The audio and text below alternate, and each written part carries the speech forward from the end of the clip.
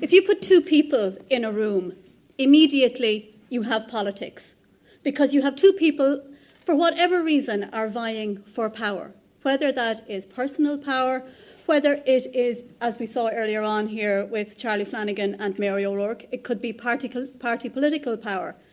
It could be the kinds of issues that you were talking about here yourselves earlier on today, the struggle for survival that so many people are involved in at the moment.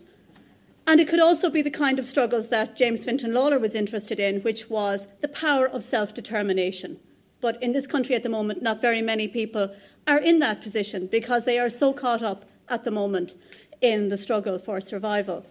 So you have two people in a room. You bring in a third person, and that third person is the observer or the reporter. And the fourth person in the room is the audience. And we have become, over the years, used to the idea that the observer in the room is not partisan, that the observer in the room is somebody who is there on our behalf to find out truths and tell them to us. But all of those people in the room are doing a job, which is not necessarily their own person. The politician is not a politician 24 hours a day. The journalist has a family. The observer has a life of their own, a job of their own as well. We are all human beings, and that room is a grey room. And we have become used, unfortunately, as consumers of media, to black and white answers, and they don't exist. And I was struck this morning listening to the discussion about the frustration that people expressed and the futility that was expressed by people. And I think that is partly because we have become used to sound bites. We look for sound bites and we expect answers. We are looking for closure from journalists. And journalists will not bring closure. The media will not bring closure because the same issues that we are dealing with now are the same issues that James Fintan Lalor dealt with 160 years ago. And I think as consumers of media, it probably behoves us to be a little more open-minded in how we access media. Now, Mary O'Rourke mentioned the point earlier on. She said that the media tells us this, the radio tells us, and the TV tells us. And that gives the impression that people are passive in consuming media, and that is not the case. But I got the impression from listening to people this morning that maybe while we're not passive, maybe we're passive-aggressive in the way that we consume media. So we'll stamp our feet and we'll give out, but we're not really necessarily going to do anything about it, and we're not going to shout loud enough that anybody is going to listen.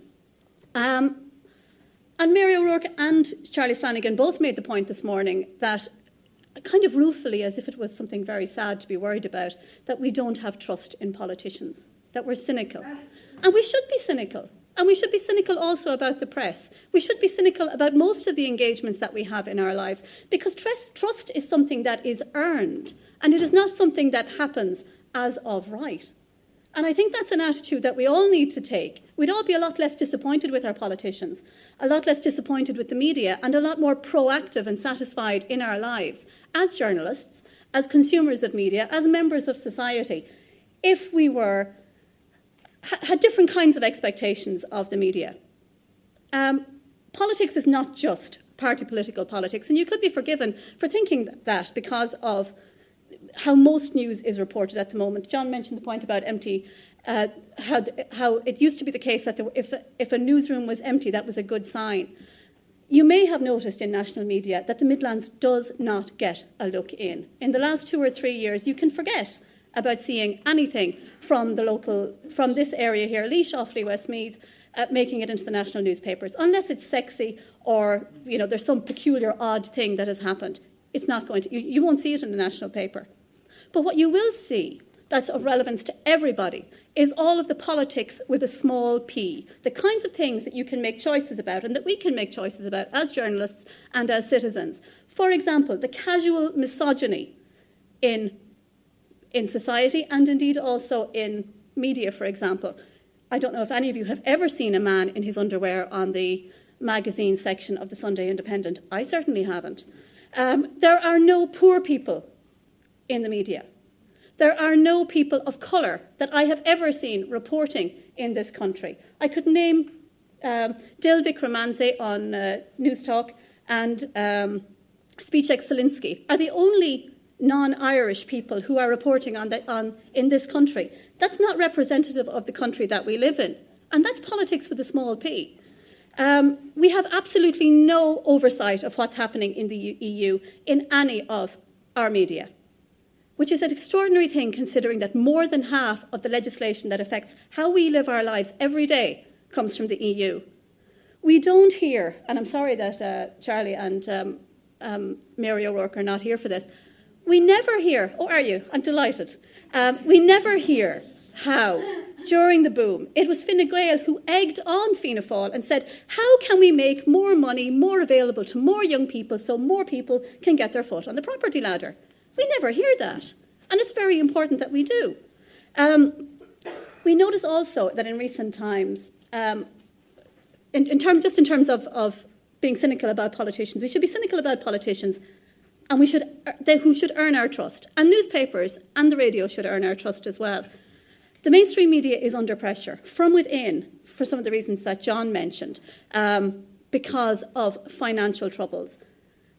And you can't believe everything you read in the paper because all the papers are under financial pressure. And that has to be at the back of your mind as you are engaging actively, as you are tuning in, as Marion Maloney said earlier on, to what is going on, as you are listening actively rather than passive-aggressively. But there is also pressure from without. And that's because those third and fourth people in the room, the observer or reporter and the member of the audience, those roles are mixing now. Because lots of you here today will tweet, you'll use Facebook, you will report on what you have seen here today. And that is a huge pressure on media in this country. And if the media that you consume does not allow you to comment, then you need to stop engaging with that media, whether it's online or whether it's on the radio, wherever it happens to be. If you cannot have your voice heard as a person, we heard so much this morning about the importance of engagement, then journalism is not better for that if we don't have that kind of engagement. Society is not better for that, and it's something that we should all aspire to. The other issue is, Ruth mentioned libel, and I'll finish up there. It is so difficult to write stories in this country. It is so very difficult because people don't want you to know what they're doing. And it's not necessarily that there is no money for investigative journalism, that there is no will for investigative journalism, but lawyers in this country are extraordinarily powerful. And if you write a story that is well researched and you can prove all the information that you have, and an expensively paid legal firm writes a letter, you can forget about the rest of that story ever being followed up on. And that is an extraordinary wrong thing in this country. And that is the death of investigative journalism. So we're relying on people like Nama Winelake, and Nama Winelake was a blogger. Since Nama Winelake was effectively shut down, there has been nothing really about investigating what's going on with Nama, because the mainstream media took their information effectively from Nama Winelake. Read the papers, listen to the radio, then go and find somewhere else where you can engage with that information. Because journalism is better for that, politics is better for that, and society is better for that. Thanks.